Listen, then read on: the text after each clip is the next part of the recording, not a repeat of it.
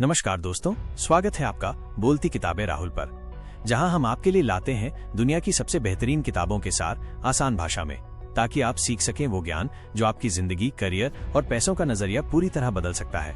तो चलिए शुरू करते हैं। The rich don't work for money. Robert Kiyosaki बताते हैं कि उनके पास दो पिता थे। पुअर डैड, हाईली एजुकेटेड लेकिन फाइनेंशियल स्ट्रगल में। रिच डैड, कम पढ़े लिखे लेकिन पैसों का खेल अच्छे से जानते थे। लेसन: अमीर लोग पैसों के लिए काम नहीं करते, वे पैसे को अपने लिए काम कराना सीखते हैं। Salary, short term security, financial education, long term freedom. लेकिन पैसा काम कैसे करेगा? इसका राज है एसेट्स और लायबिलिटीज का खेल। Why teach financial literacy? Poor dad कहते थे पैसा बचाओ, रिच डैड कहते थे पैसा मल्टीप्लाई करो। एसेट, जेब में पैसा डाले। लायबिलिटी, जेब से पैसा निकाले। किराए पर देने के लिए घर खरीदना, एसेट। लोन लेकर गाड़ी खरीदना, लायबिलिटी। लेसन: फाइनेंशियल एजुकेशन का मतलब है एसेट्स और लायबिलिटीज का फर्क समझना। लेकिन अब सवाल ये है, नौकरी करते हुए भी एसेट्स बनाना कैसे शुरू करें? इसका जवाब है अगला chapter, mind your own business. Poor dad कहते थे अच्छी नौकरी लो और सिक्योर रहो। रिच डैड कहते थे जॉब करो लेकिन साथ साथ अपना बिजनेस भी खड़ा करो। यहाँ बिजनेस का मतलब है एसेट्स बनाना, जैसे इन्वेस्टमेंट्स, रियल एस्टेट, स्टॉक्स या कोई साइड हसल। दूसरों के लिए नौकरी मत करो, धीरे धीरे अपना एसेट कॉलम बढ़ाओ। लेकिन अमीर लोग एसेट्स चुनते कैसे हैं? इसका राज है अगला chapter, the history of taxes and the power of corporations. पुरुषव नहीं मानते थे कि टैक्स सबके लिए बराबर है। रिच डैड ने सिखाया, अमीर टैक्स को अपने फेवर में इस्तेमाल करना जानते हैं। एम्प्लॉइज, सैलरी से पहले टैक्स। कॉर्पोरेशंस, इनकम से पहले एक्सपेंसेस फिर टैक्स। फाइनेंशियली एजुकेटेड लोग कॉर्पोरेशन और लॉज का इस्तेमाल करके वेल्थ प्रोटेक्ट करते हैं। लेकिन अब सवाल यह है, हम कैसे रिच माइंडसेट डेवलप करें?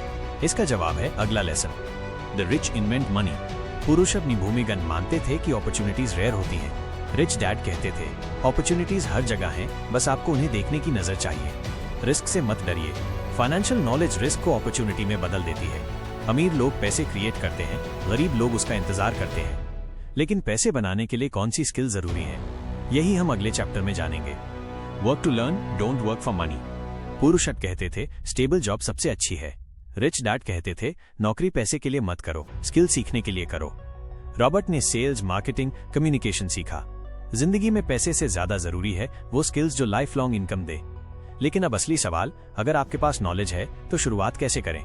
यही आखिरी चैप्टर बताता है। Overcoming obstacles. रिच डैड बताते हैं फाइनेंशियल फ्रीडम की राह में 5 सबसे बड़े ऑब्स्टिकल्स होते हैं। 1. फियर, डर, पैसे खोने का डर।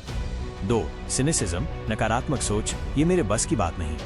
3. लेजीनेस, आलस, कल से शुरू करूंगा। 4. बैड हैबिट्स, बुरी आदतें, खर्च करने की आदत।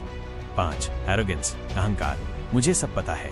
लेसन: इन ऑब्स्टिकल्स को हराकर ही फाइनेंशियल सक्सेस मिलती है। फियर को करेज से रिप्लेस करो, लेजीनेस को मोटिवेशन से रिप्लेस करो, बैड हैबिट्स को स्मार्ट हैबिट्स से रिप्लेस करो। चैनल बोलती किताबें राहुल। तो दोस्तों, रिच डैड पुअर डैड हमें ये सिखाती है कि पैसों के लिए काम मत करो, पैसे को अपने लिए काम करना सिखाओ। एसेट्स बनाओ, लायबिलिटी से बचो। सैलरी से ज्यादा जरूरी है स्किल्स और फाइनेंशियल एजुकेशन, और ऑब्स्टिकल से लड़कर ही फाइनेंशियल फ्रीडम पाई जा सकती है। सजेशन: आज से ही अपनी जिंदगी में एक छोटी फाइनेंशियल हैबिट शुरू कीजिए, चाहे वो सेविंग को सही एसेट में इन्वेस्ट करना हो या कोई नई स्किल सीखना। दोस्तों, अगर आपको ये वीडियो पसंद आया तो चैनल बोलती किताबें राहुल को सब्सक्राइब करें, बेल आइकन दबाएं और अगली किताब का सार सबसे पहले पाएं। अब सवाल आपसे, अगर आपको पता चले कि पैसों के साथ लोगों की सोच ही उनकी अमीरी और गरीबी तय करती है, तो क्या आप जानना चाहेंगे कि द साइकोलॉजी ऑफ मनी किताब हमें पैसे के बारे में कौन से गहरे सीक्रेट्स बताती है? अगर हाँ, तो जुड़े रहिएगा हमारे साथ। अगली वीडियो में हम लेकर आएंगे मॉर्गन हाउसल की किताब द साइकोलॉजी ऑफ मनी का सार।